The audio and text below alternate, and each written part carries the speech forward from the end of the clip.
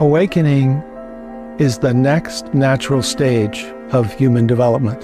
So awakening is simply to recognize the nature of our essential being.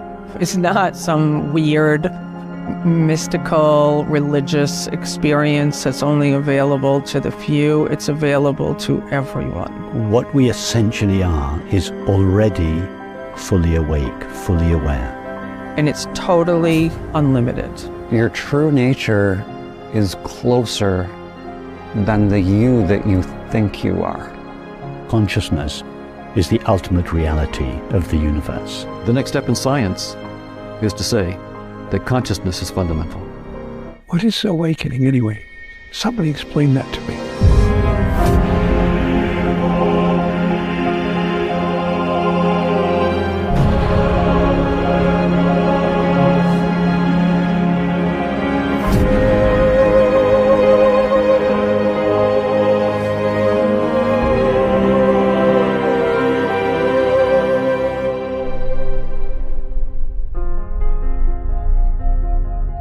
What is awakening? Whether you call it the true self, the immanent self, or no self, or Buddha nature, Tao, or Christ consciousness, it really doesn't matter. In this film, we're going to refer to it as awareness. Awareness is not the property of any religion. Awakening, or realizing awareness, is like waking from a dream. The dream of your character in the play of life. Through our characters, we experience the world in all of its beauty and its ugliness. We can call this experience of life and death duality. Around and around we go, fixated on the character's thoughts and sensations. Good and bad, war and peace, light and darkness, birth and death, until we wake up and find out we are not the character.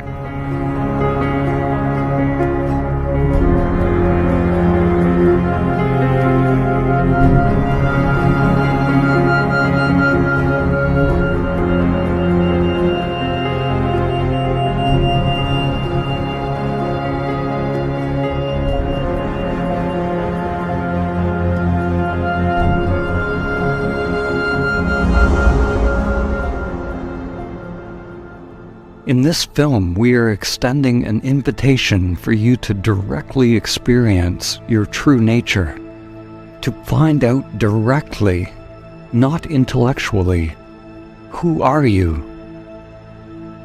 We will repeat this invitation in different ways. When inquiring into who you are, let everything be exactly as it is. Don't move the mind to make something happen, or to find some answer on the level of mind. And yet, don't try to push away the mind. Simply intend to directly experience who you are, letting the mind be a don't know mind.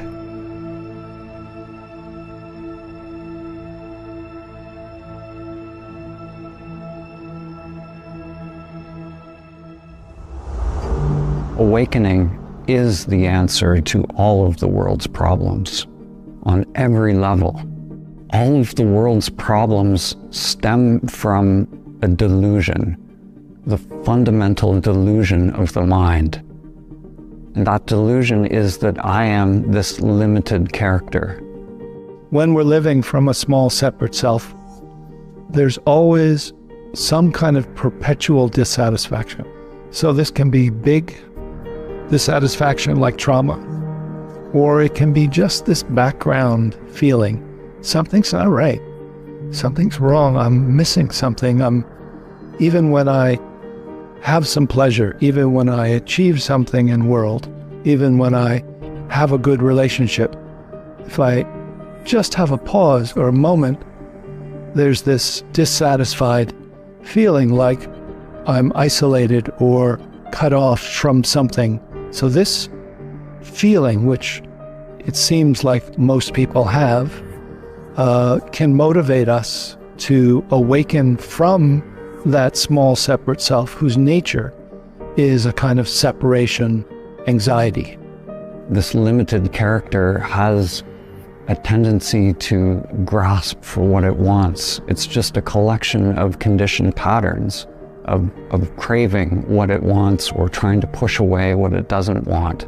It's this endless process of, you could say, a pleasure principle, going after pleasure, avoiding pain. And if we believe we are this character, this conditioned pattern, then we suffer and we create suffering in the world. The world becomes a reflection of that egoic consciousness. The benefit of awakening is that you suffer less and the people around you suffer less. There's no doubt in my mind that my initial connection with my understanding of God was an awakening for me in my life, the biggest awakening that I've ever experienced. It was very much as if I had been asleep really for 50 years, walking around like a robot, just doing the things that I was taught to do from the time I was a young man. I had the whole formula down. Get the girl, get the car, get the job, get the house, get the spouse. A formula that I already thought was how life was supposed to work, until I got to be around 53 years old and I realized that while I had done most of those things and had become professionally successful to a degree, then I realized that none of it mattered. I woke up somewhere around the age of 53 realizing none of this matters. None of this means anything. I was shocked to find how little it really meant, how pointless it all was.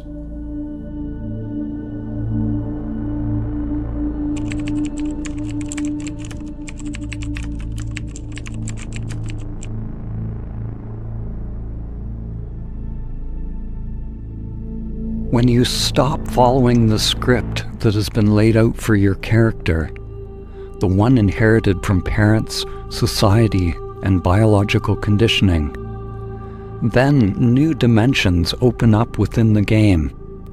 The path opens up. But it is not a path to reach some destination. It is a pathless path, a stripping away of illusion to arrive exactly where you are, in the now.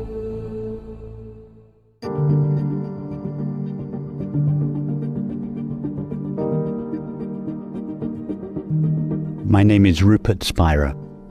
I speak about the essential non-dual understanding that underlies all the great religious and spiritual traditions. And I write and lead guided meditations and have conversations whose purpose is to lead to an experiential recognition of this understanding. Understand that the peace and the happiness for which we all long above all else can never, by definition, be found in objective experience. It can never be provided by objects, substances, activities, and relationships. I would suggest understanding that clearly and not spending the rest of one's life seeking fulfillment where it cannot be found. Anyone who is watching this movie is doing so precisely because they have either understood or at least intuited that the peace and happiness for which they long cannot be found in objective experience, and have begun this investigation into their true nature. That is the most important investigation one can make, and it is the investigation upon which depends our happiness. The biggest question of my life, of course, which I believe is the question most people look at sooner or later, is what is the point actually? What is the point of life? And much to my surprise, I was told that the point of life had nothing to do with anything that I was doing. It wasn't about my job. It wasn't about my career. It wasn't about hardly anything in my physical life. Those were aspects of my life, but they were not the point of my life. The point of my life, as I have come to understand it, was for me to experience, express, demonstrate, and fulfill my true identity, who I really am. I think that the biggest question that most people face is a question that hardly anyone ever asks themselves or ever answers. The biggest question of life, in my understanding, is, who am I? Who am I? Am I simply a physical entity, like a bird in the sky or a fish in the sea? You know, perhaps more sophisticated, but just a physical entity. I'm born, I live, I die. That's the beginning and the end of it. Or is it possible, just possible, that I'm more than that? Is it possible that I'm a spiritual entity, simply having a physical experience?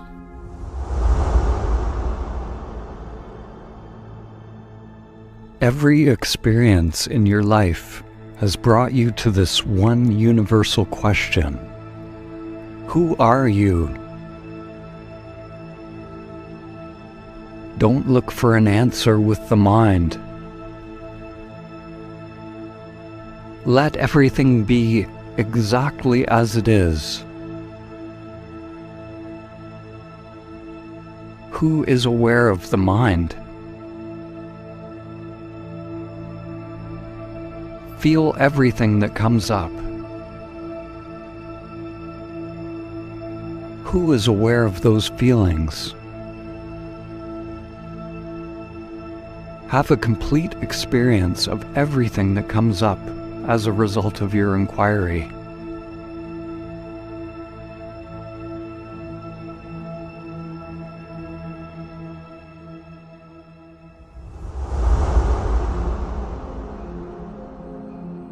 I'm Donald Hoffman, and I'm a professor emeritus of cognitive sciences at the University of California at Irvine.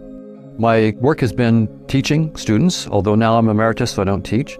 And now I do research. I do research on, right now, on consciousness, mathematical models of consciousness, and how physics and space-time might arise from a theory of consciousness that's completely mathematically precise.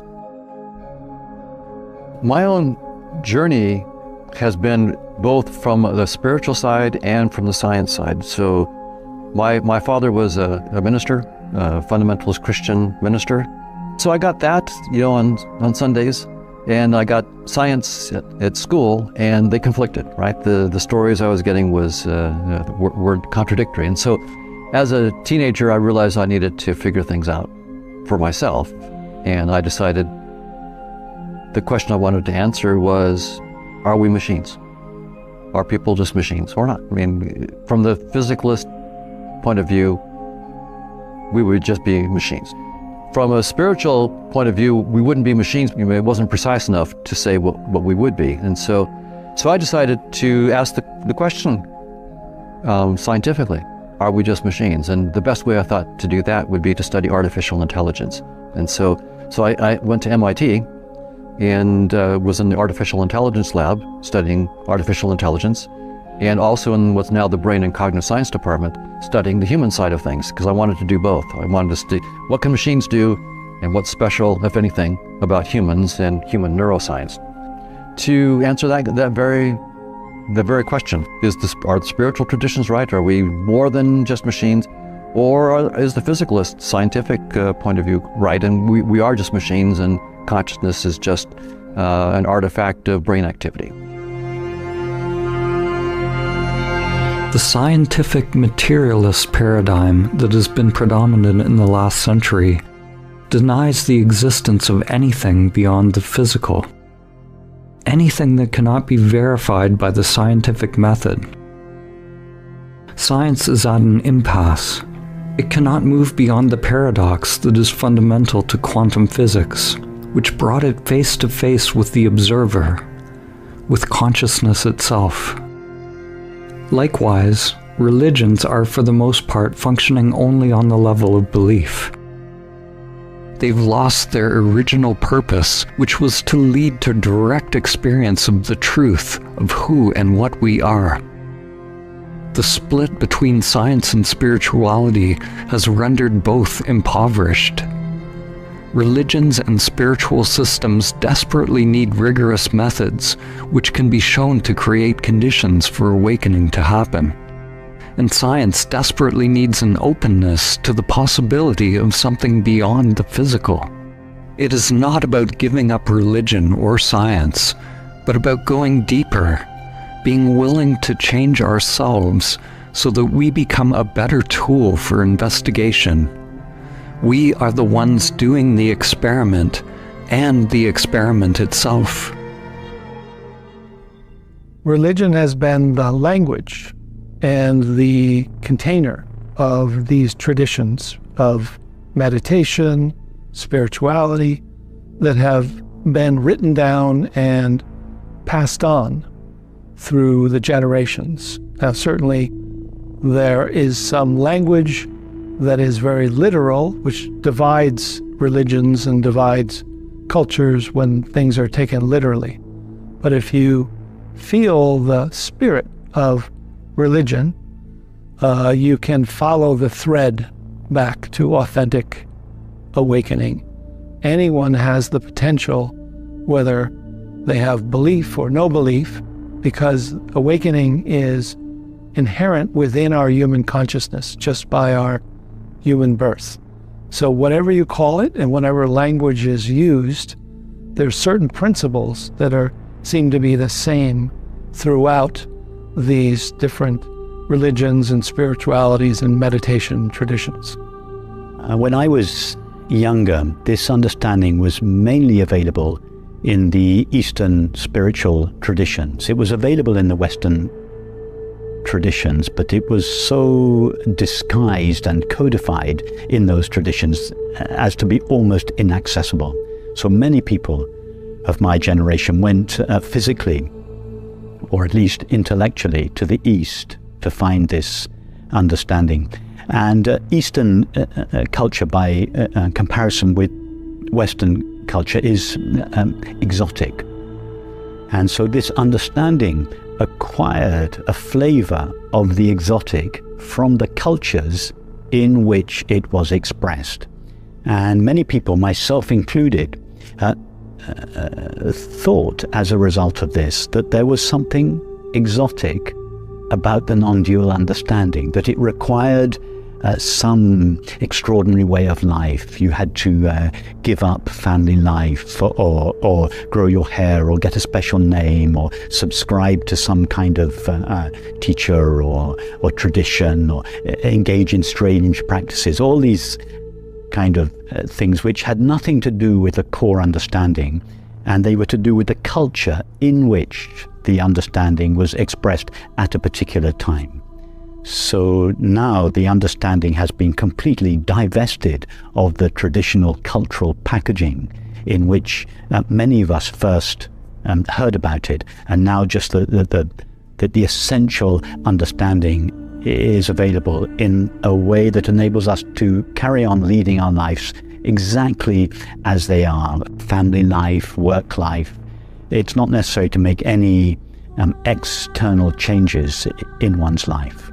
The challenge we have on this planet is that we think there's more than one essence.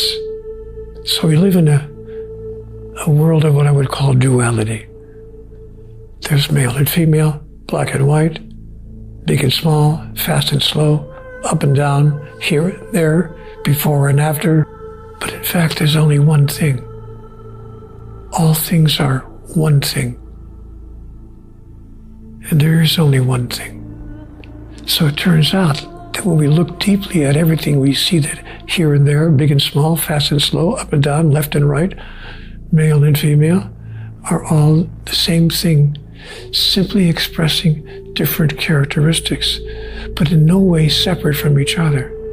I believe that all of us are individuations of God. I believe that God exists in, as, and through every human being, and for that matter, every sentient being in the cosmos. So I see then that I am in relationship to God as a wave is to the ocean. The wave is no different from the ocean. It's simply an arising of the ocean in individual form. And when that individuation is complete, the wave recedes back into the ocean whence it came, to arise again on another day. And so I believe that we are all individuations of divinity. And when we see everything as divine, we change our relationship with everything, and everything becomes different in our experience. That's how the world changes.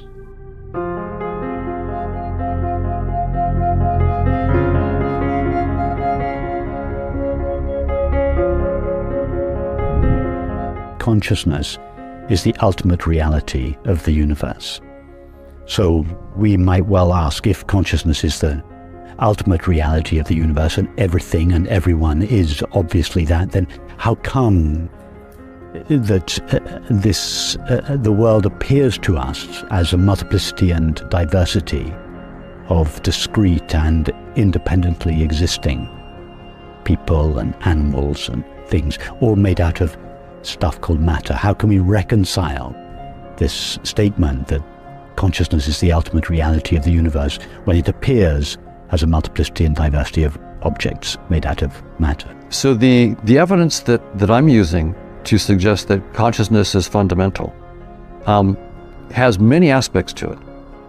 One is that physics itself says that space-time isn't fundamental, and evolutionary theory also agrees that space-time and physical objects are not fundamental reality. Now, both of those theories tell us only that space-time is not fundamental. They don't tell us what is beyond space-time. And so my argument is that what the physicists are finding beyond space-time, they're finding mathematical structures, but what those are about is not really clear. What is this realm beyond space-time about? And so I'm proposing that the realm beyond space-time is about consciousness.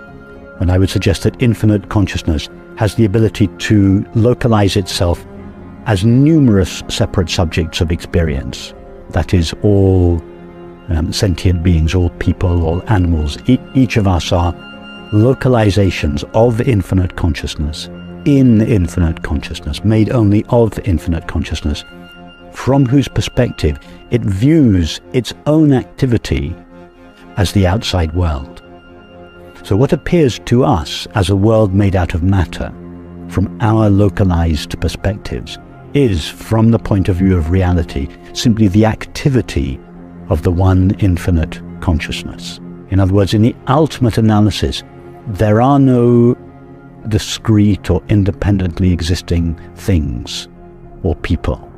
There is one infinite, indivisible whole, the unity of being, that is only refracted into an apparent multiplicity and diversity of objects and things when the one looks at its own activity through the perceiving faculties of the finite mind. If we are awake, we realize that there's one awareness that is disguised as all of these different beings on the planet. One awareness shining through everyone's eyes. Then we literally see ourselves in others, and that tendency to operate as an ego, the tendency to take for oneself, falls away because we directly realize the truth. The truth is that we're all one consciousness. The experience of my spiritual self was only possible in the realm of the physical for a very good reason. Because only in the realm of the physical was the opposite available. In other words, just to use a simple example, if I wanted to experience myself, if I could speak metaphorically, as the light, I couldn't experience being the light if I was amidst the light, nothing else around me but the light. which is a perfect definition of the realm of the spiritual. So I would come to a realm which I call the realm of the physical, where there is something other than the light. Because if I want to experience myself as the light, not just know myself as that, but experience it, I could only do that where there was the opposite of the light, in this case, the darkness. So I brought myself to the physical realm where the light and the dark exist simultaneously. And then in that outward expression of myself as the light, I could be who I really am. This understanding suggests that behind our differences, we are all the same being, not a similar being, but we are all literally one, the same being. And love is the felt experience of this oneness or shared being. It's a theorem of our theory that there is ultimately one consciousness. So we have this dynamics of many, many conscious agents, but the theory tells us that ultimately all those conscious agents are really just projections of a single one consciousness. The current paradigm in science has, and it has been for centuries, is that space and time are the fundamental nature of reality. They're irreducible, and they are the foundation of everything. And prior to Einstein, space and time were viewed as separate. Now space and time together, unified into space-time, are viewed as the fundamental nature of reality. And science has then assumed that space-time and objects in space-time are the foundational reality. And so, for example, when we talk about consciousness, consciousness itself then must be somehow a product of objects in space and time. In that physicalist framework, space and time and physical objects, without any consciousness, are the fundamental reality. And consciousness comes later on in the evolution of the universe, right? So that the Big Bang, there was no consciousness, there was just space-time and energy.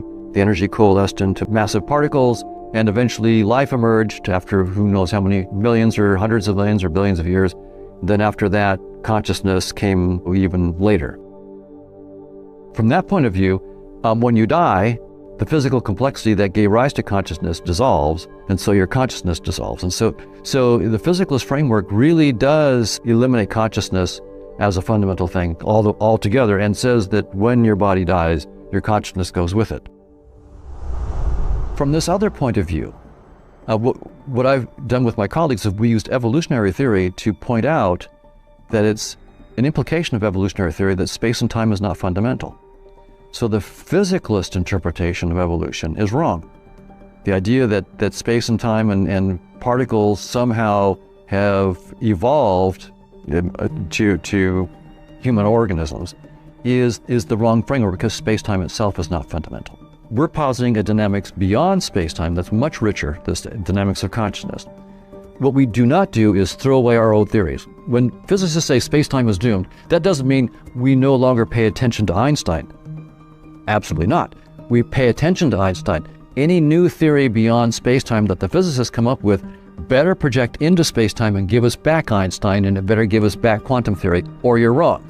Right? So all of our old theories are wonderful, wonderful friends, and we're going to keep them as special cases of a deeper theory.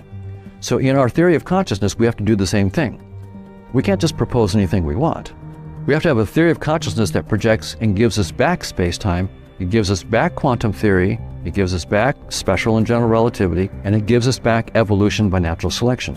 If we cannot do that in precise mathematical detail, then there's no reason for scientists to take our theory of consciousness seriously. It's as if infinite consciousness puts on a virtual reality headset, as if infinite consciousness puts on a VR headset made of thinking and perceiving. And in doing so, the moment it puts on the VR headset, it localizes itself within its own activity. And through that headset, it looks out through the perceiving faculties of a finite mind, seeing, hearing, touching, tasting, and smelling. And it fragments the unity of its own being and makes it appear as 10,000 things. What I'm suggesting is that there is very much more to the universe than the finite mind. I'm not suggesting that the universe only appears in each of our finite minds. The universe exists outside of our finite mind, but inside consciousness. But it is the limitations of our finite mind that give the universe its appearance. So when we look out at the universe, we're seeing the reality that exists prior to its being perceived. But we are seeing it through the lens of our perceiving faculties, which gives it its appearance. So the idea of awakening in many spiritual traditions has been the idea that what we have taken as reality, objects in space and time, our physical bodies and so forth, is not the final reality, that there's a much deeper reality, a reality of consciousness that transcends space and time and physical objects, and that we're not divorced from that reality. That reality is, in some sense, the essence of what we are. And so awakening is awakening from the illusion that I'm just a little body in space and time to the fact that I'm, in fact, the author of everything I see inside of space and time. I create it on the fly as I look and perceive.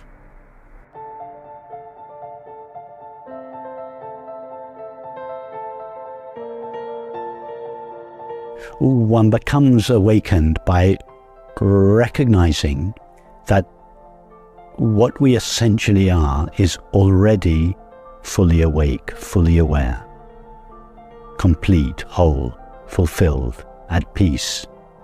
It's like asking how does the sun become illuminated? Its nature is light. It is already fully illuminated. The nature of our essential being is already peace and happiness. It's not clear to us all because our essential being is so thoroughly mixed with the content of experience that its innate peace and happiness is dimmed by experience. And for that reason, we think that our essential being needs to be enlightened. No, our essential being doesn't need to be enlightened any more than the sun needs to be lit up in the early morning. The sun's always shining with the same brightness. Our essential being is always shining with the same peace and joy. But that peace and joy are dimmed by the agitation and lack that characterizes our thoughts and feelings. There's no person that awakens. So the I that awakened, I awakened from this Dan structure at a meditation center. It was a Zen center. We were doing a Zen sesshin, which is a long period of intensive practice. So Zen is amazing for creating this container where there are these conditions of no escape. So the Dan character that had learned meditation, the Dan character had been doing all this meditation, this doer of meditation realized that it couldn't awaken. It's like all the meditation tricks, all the practices that had been learned were of no use. It got to the point where that character who was trying to awaken failed to awaken and had to fail. The character that I'd been living, the character that I'd been playing all my life had to let go or die. And what was left when that character, when there was no doer, when there was no meditator meditating or doing something called meditation, what was left was my true nature, or me, just me. When we awaken from this small, separate sense of self, it's not that we're killing the ego or we're fighting it. It's actually we're allowing it to semi-retire from its job of ego identity and then relax to be part of our team, part of our consciousness. And this gives us a sense of freedom immediately, that we're not looking at the world through a small lens, that we're open-hearted and open-minded in a way that's expansive and yet at the same time more intimately connected. Enlightenment is not about becoming awakened. Nobody becomes awakened or enlightened. It's a recognition of the light of pure knowing, whose nature is peace and happiness, that we always and already are. My name is Lisa Natoli, and I'm known as a spiritual teacher. I teach about healing and awakening and transformation. Awakening is the recognition of your true nature, and it's the realization of what you really are, which is consciousness. And consciousness is just one word for many words that people use for awareness, life, love, God, light. It's like waking up to the recognition that I'm not this body, that I am that which never dies and that which is never born. And the easiest way for me, that was a very difficult idea for me. I've been on a spiritual path since 1992. I started with A Course in Miracles. I studied it religiously. I mean, I was someone who was so committed to knowing the self, knowing God, waking up. I couldn't get it because I was under the belief that awakening was something mystical, that something would happen, that something would occur, and it would be like Jesus or Buddha or all of these enlightened masters. And it wasn't happening for me. I couldn't understand, like, why am I so committed? And I'm having deep moments of peace and happiness and joy, and still struggling. I started to realize the simplicity of our true nature, which is awareness. So, for someone who's listening to me right now, the awareness that's hearing this voice, that's what we are. And it doesn't have a location, it doesn't have a gender, it doesn't have a color, it doesn't have a body, and it's totally unlimited. So awakening is where we wake up to our true nature. We wake up to the realization that I am the awareness of this experience right now as I'm here. And it's so ordinary we miss it. we think it can't be that simple.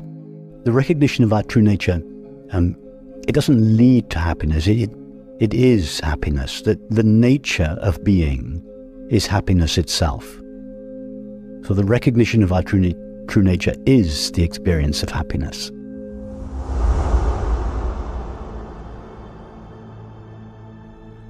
Who is aware in this moment?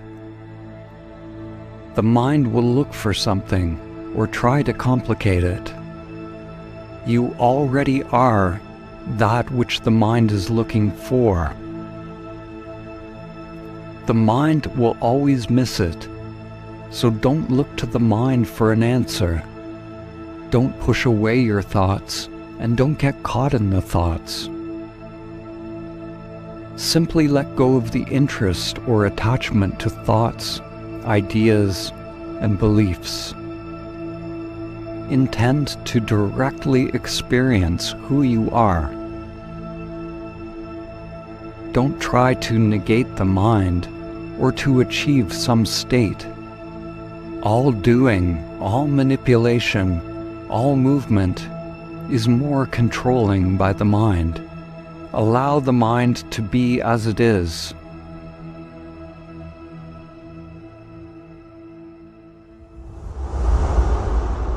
Sometimes people can awaken just in day-to-day life.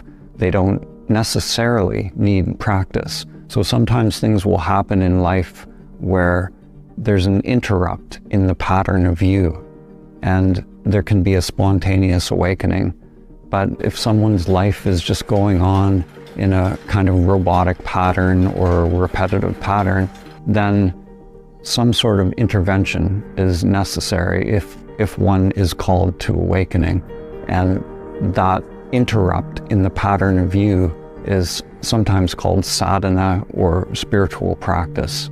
And these practices are always conditioned. They're something that we learn with the conditioned mind, so they can make it more likely for awakening to happen, sort of by loosening the bonds within the self-structure. Sometimes they say that awakening happens by accident, but the practice makes you more accident-prone. The techniques, the practices can be very useful to make you more accident-prone, but they, at a certain point, have to be let go. Because if the mind is continuously doing some practice or something, then the mind has the reins. The mind is in the driver's seat. So the practices are useful, very useful as stepping stones for making the self-structure, you could say, less dense, or lightening up the self-structure so that it becomes more permeable to our true nature. The paradox with practice is that when you finally awaken, you realize that all of the practices were being done by the false self, the character in the VR game, and that you, the true self, was never bound. All you have to do is give up the preferences of the ego, to give up the fixation on things. Anything within the field of changing phenomena is not the true self. The you that you think you are, the you that you've always been identified with, will never awaken. You awaken from that character. You awaken from the delusion that you are this conditioned character. So when people come to these retreats, they think, you know, this I, this little me is going to awaken, some great thing is going to happen. But at a certain point, that little me will never do it. It has to give up, it has to fail.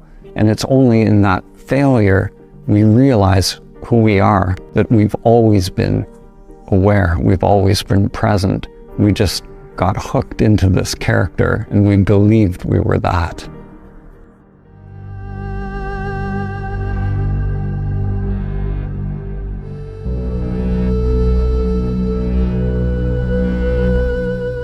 I started my spiritual search in the classical Advaita Vedanta tradition, which was a devotional path that involved mantra meditation, which I practiced very diligently for 20 years.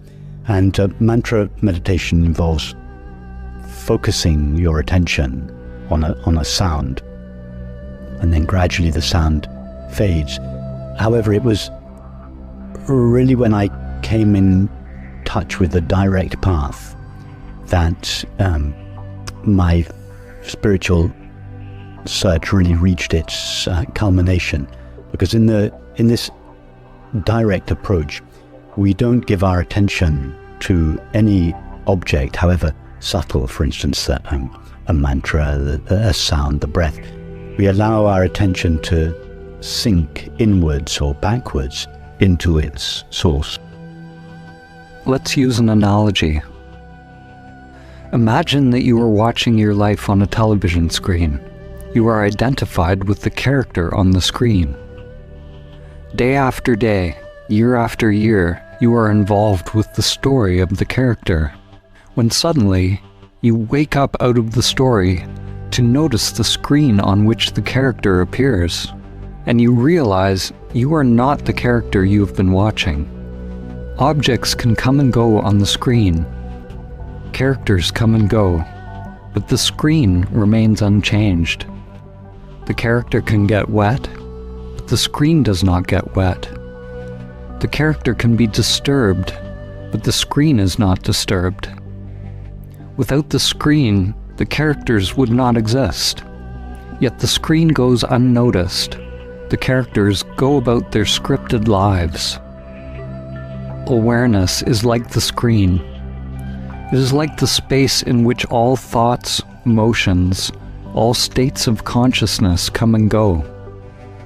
Thoughts, sensations, and the entire outside world appear on the screen, constantly changing, but the screen does not change. It's the mind that changes states through the human experience, but there's something, that which you are, that remains, something that is ever present, that is aware of those changing states, and that is consciousness, or our true nature. As long as there is attachment to a character on the screen, a sense that I am that character, then there will be suffering, Maya, the illusion of the self. Nothing you can do as the dream character will help to free you.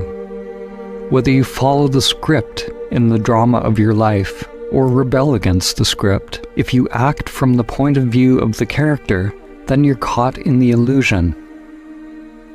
To awaken, stop identifying with what appears on the screen.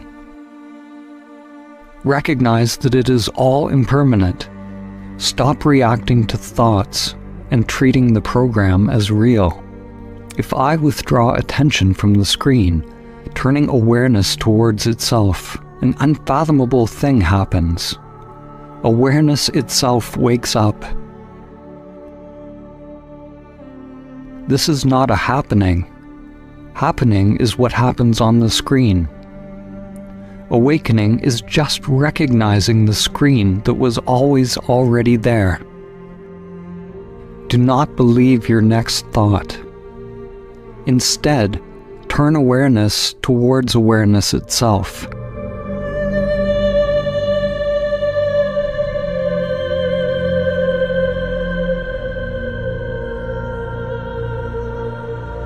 I have always been myself.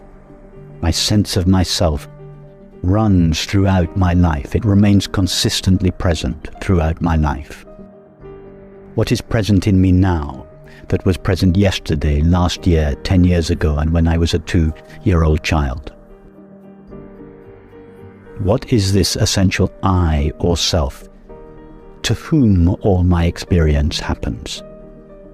The recognition of the nature of that one is the great secret to life. It is the direct path to peace and happiness. It's not something that a person initiates. It's something that a person recognizes. To recognize, that is to know again what we've known from the beginning, but have simply forgotten or denied or failed to believe. So we cannot initiate closeness to God. We can simply recognize, to recognize that it's always been there and will always be there. It was only this direct pointing to awakening, this opening to what's already here, that allowed me to find a new way of being, a new stage of development. Many people think it's a very impossible or out of reach goal to know the self. And my own sort of purpose as a teacher, just because of my own awakening, has really been wanting to make it very practical, very down to earth. I love to teach people. It's available to everyone. If we believe and feel that we are a temporary, finite, separate self, we are, whether we know it or not, searching for peace and happiness. In other words, it's not possible to be a separate self or to feel oneself as a separate self and not be in search of happiness. So what is required in this case is to reorientate one's search for happiness. Instead of seeking for happiness in the objective content of experience, to seek happiness in oneself. So the spiritual practice that is required is to direct one's attention, or more accurately, to relax one's attention into its source, pure awareness, rather than direct it towards an object, substance, activity, relationship, and so on. So the spiritual practice, if we can call it a practice, would be this relaxing of the attention, this subsidence of the attention into the heart of awareness. resting in being as being. Love. Pure love is my true self. It's my true nature. Pure love for everyone and everything, for every aspect of life, even those things with which I disagree. For one who has recognized the nature of their being, they know their being as the source of the peace and happiness for which they long.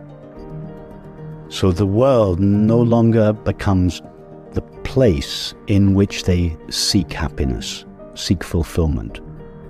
It doesn't mean to say that such a person no longer has desires, but the desires are not there to fulfill the sense of lack that is characteristic of the separate self. As such a person has found the source of happiness within themselves, and their desires come from that sense of happiness. They do not go towards it. For instance, in the realm of relationship, it makes a big difference to our relationships. We no longer seek an other to fulfill the needs of ourself. We seek another to share the experience of happiness that we already have. And this relieves our friends of the impossible burden of providing happiness for a voracious, unsatisfied self. Nothing occurs in my life that has not brought me benefit or will not bring me benefit, in the sense that every moment, every activity, every outcome moves me forward in the process of the evolution of my soul. And that's why I came here to the physical realm, to evolve.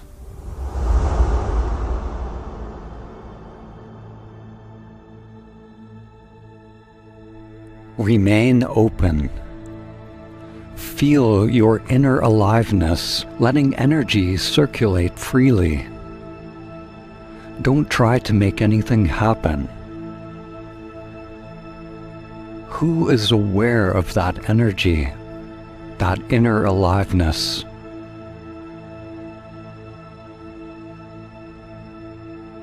Notice the mind's tendency to control and manipulate, to get involved. Without the use of your memory or language, who are you? Beyond the mind and senses, who are you? Who is aware?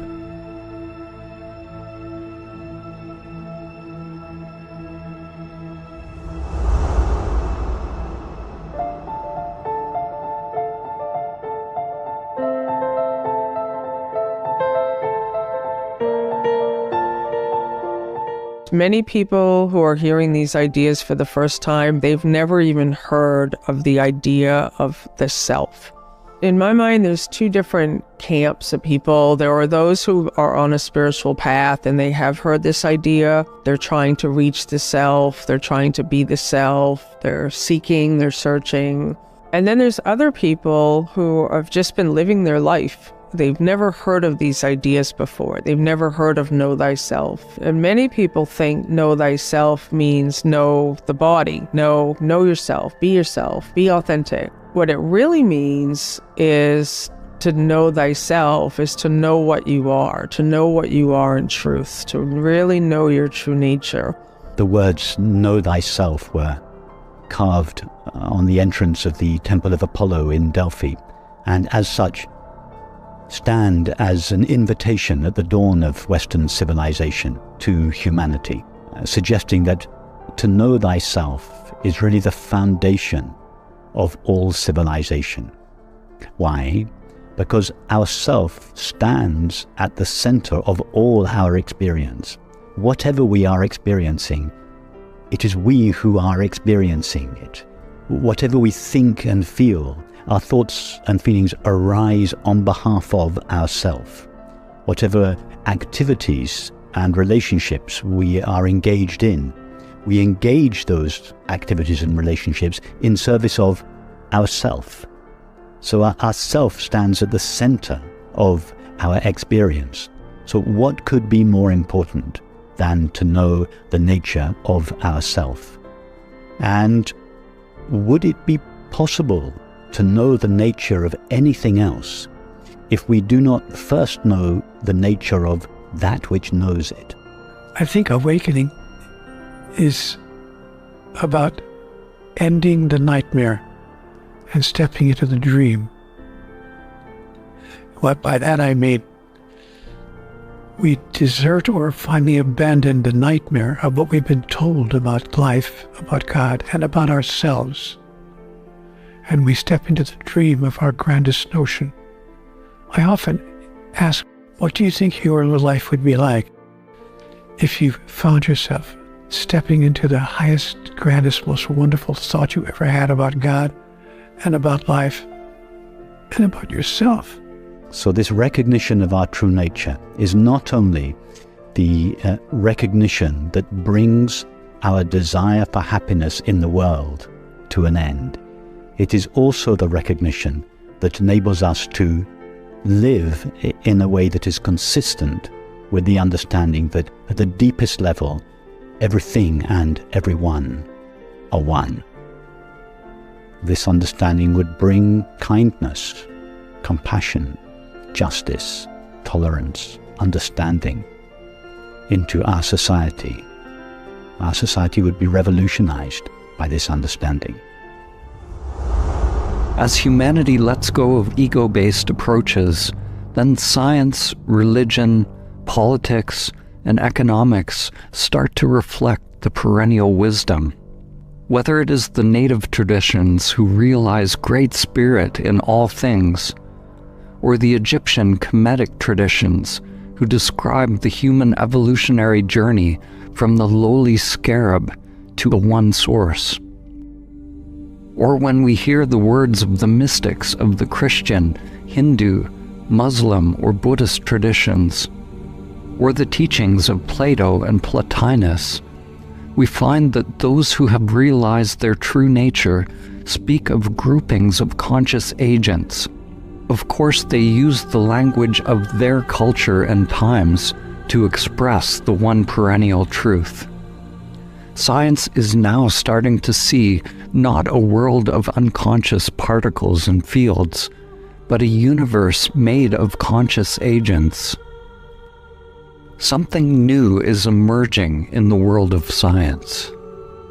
As Nikola Tesla said, the day science begins to study non-physical phenomena, it will make more progress in 1 decade than in all the previous centuries of its existence. That day is today.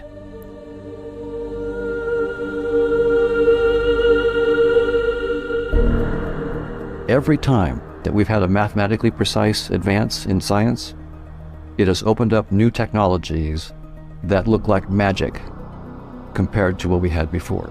So my feeling is that this theory of conscious agents beyond space-time will give us technologies that will be truly mind-boggling. For example, right now, most of the galaxies that we see, I think 97% of the galaxies that we see, we can never go to. They're receding from us faster than the speed of light.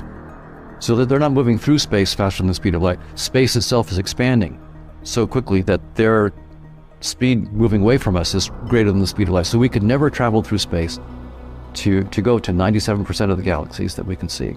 So there's all this real estate out there that's waving at us and saying, hi, we're out here, and you can never come to us. That's if you go through space-time. But what if you realize that space-time is just your headset? It's just the format of a game. And you're not stuck inside the headset. You can play with the software that's running the game. So it's like someone who's like in Grand Theft Auto. You're a wizard of Grand Theft Auto. So you know how to use the car and drive the roads and you can beat everybody in the game.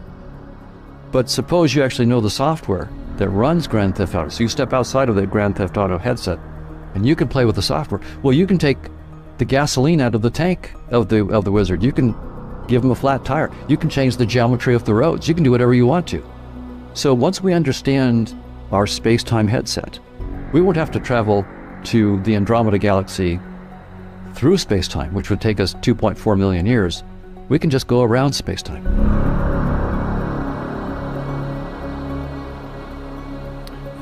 I see the world around me as stepping into a greater expression and experience of what it means to be human and what it means to be an aspect of divinity. But I don't think that we have an endless amount of time. I get a sense that time is running out, that it's now or never time. I think we're on the right path. I have a sense of optimism that because of the kinds of opportunities that we see today in the world to communicate powerful and important ideas, ways that we didn't have even a few years ago, are creating the possibility that we can get to that place of critical mass, that we can reach critical mass before our time runs out. But we would be mistaken if we think we have an endless amount of time on this planet. When each individual disidentifies from their conditioned character, then they're no longer acting as an egoic entity. And that brings about a transformation on the planet. This brings a new Earth. But life as we know it right now on this planet, I think we need to make some changes and make them quickly, dramatically and radically, if we want to see the tomorrow for which we've all dreamt. So could this understanding become mainstream in our lifetime? Why not? Yes. The challenge we have right now is nothing is working. And the time has come for us to stand up and say that's true. Surely we can do better than this. Surely. We can expand our understanding of who we are and our expression of our true nature. We need to pay attention to our environment, to our politics, to our economics, and to our spiritual process on this planet. Because the problem in the world today is not a political problem. It's not an economic problem. It's not a social problem. It's a spiritual problem. It has to do with how committed we are to stepping into the highest spiritual truth. This is not New Age philosophy. These ideas have been around for thousands of years.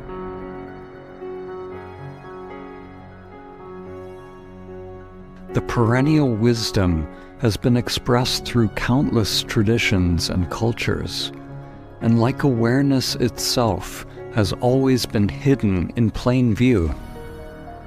In Christianity, the Gnostic Gospel of Thomas contains direct pointers to our true nature. The disciples asked Jesus, "When will the kingdom come?" Jesus said, "It will not come by waiting for it. It will not be a matter of saying, 'Here it is,' or 'There it is.' Rather, the kingdom of the Father is spread out upon the earth, and people do not see it.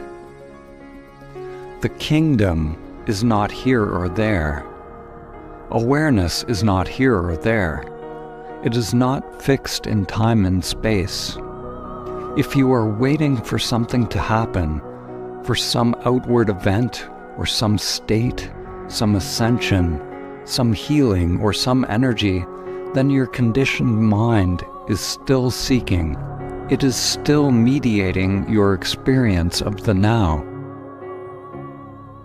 In Buddhism, they say samsara, the world of suffering, and nirvana, the world of liberation, are not two separate worlds. They are one and the same. We don't manipulate or change things to arrive at some mystical reality. When we awaken, the perfection of the world is revealed directly as it is.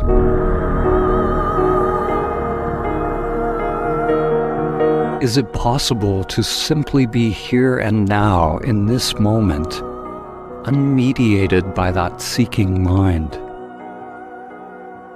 Is it possible to be okay with this moment as it is? to simply be